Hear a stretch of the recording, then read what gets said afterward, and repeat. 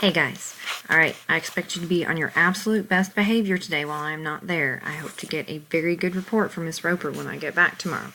So, our standard SS8H4, we are talking about the Trail of Tears, the removal of the Cherokee Indians. We've built up to this. Remember, we started with the Dahlonega Gold Rush, and then yesterday we talked about Worcester versus Georgia.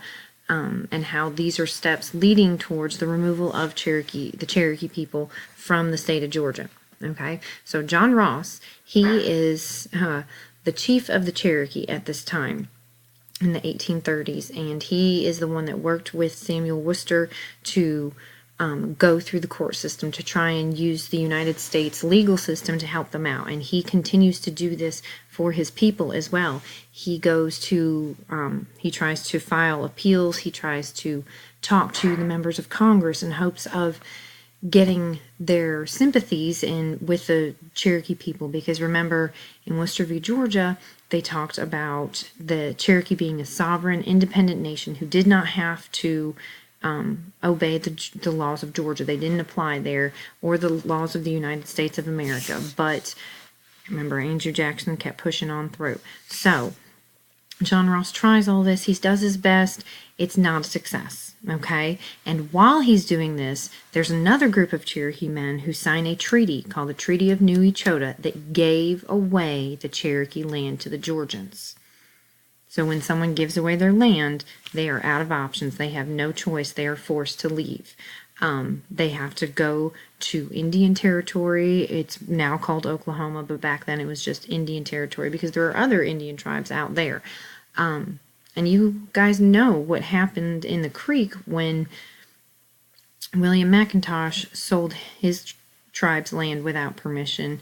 Just know that the same type of outcome was waiting for these men who sold their land without permission. Okay, so in 1838, the U.S. Army goes into Cherokee territory and they force the Cherokee out of their homes. They drag them out of their home. They tell them you can take what you can carry in your two hands, maybe a blanket, maybe hopefully they had time to grab shoes or maybe a little bit of food. Not much. They didn't have time to pack. They were rounded into stockades, and if you've ever seen a tall privacy fence where they keep animals, wild animals, that is a stockade. It's a holding pen for animals, and this is where they rounded up thousands of Cherokee Indians to await their trip out west. This is in Tennessee, and I think there was one in Alabama. They were grouping everybody together to get them all there first before they start moving them out there, all right? So once they start moving them, one group goes on boats, and another group is forced to walk to Indian Territory. Not a short walk, okay, from Alabama or Tennessee all the way out to Oklahoma. So both ways are disastrous. The boat journeys, people are getting sick because they cram a whole bunch of people on these boats.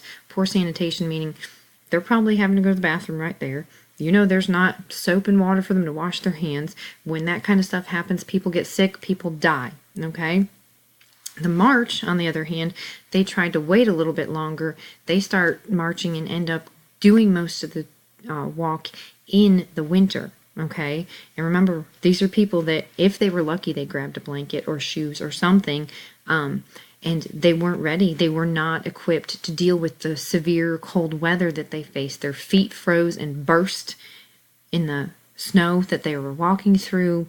They died from exposure, meaning they froze to death out there on the trail. They died from disease because they didn't have food, enough food to eat to stay healthy. So if one person got sick, it just spread through everybody really quickly. People were dying dozens by the night, and if they were lucky, they were able to bury them there.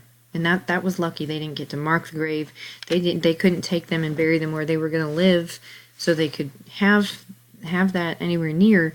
They just had to try and dig into frozen ground to bury their people. Okay, and this is why this trail was called the Trail Where They Cried, and why we now call it the Trail of Tears, because it is one of the great American tragedies that we forced thousands of Cherokee off of their own land to move where white people wanted them to move so that the white people could have that Cherokee land. All right. In the process, some of them, when they realized what was happening, when they started rounding up, they escaped to North Carolina. That's why there's still Cherokee, North Carolina today. If you've ever been there, or if you ever go there, you'll see that their culture is still alive there. They refer to them as the Eastern Band of Cherokee because they stayed here in the eastern part of our country, whereas all those that are descendants of the people that traveled and survived the Trail of Tears, that is the Western Band of the Cherokee people.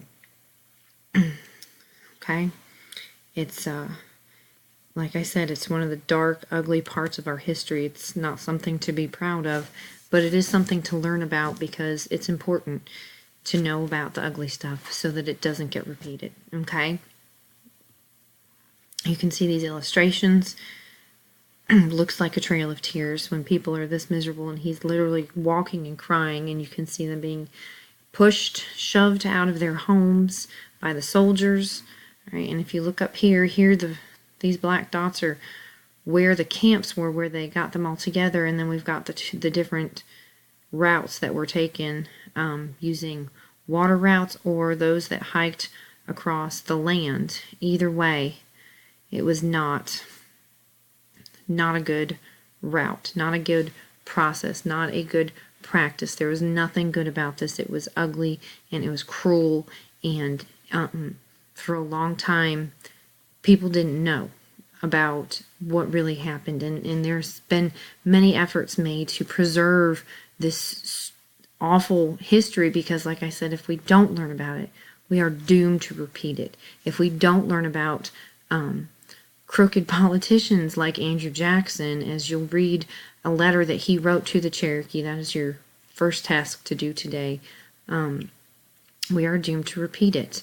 So that is today. Tomorrow we will wrap everything up and review, but now you need to get out or get your question paper, your questions out to go with the articles. All right, there's 2 articles. The first one is a letter from Andrew Jackson to the people of the Cherokee Nation. All right, and there's 3 or 4 questions to go with that. Answer in complete sentences, okay? Do your best. The second one is a letter or a story from a soldier who was actually part of the Trail of Tears, a white man, okay? And he's telling what he remembers and how it has stuck with him and almost hurt him all these years, what he was a part of and what he witnessed. So you read those, you answer the questions. When you are done with that, you give them to Miss Roper, and Miss Roper is going to give you the code for the quizzes, okay? Again, great behavior. Do everything that's asked of you. I appreciate it, and I will see you guys tomorrow.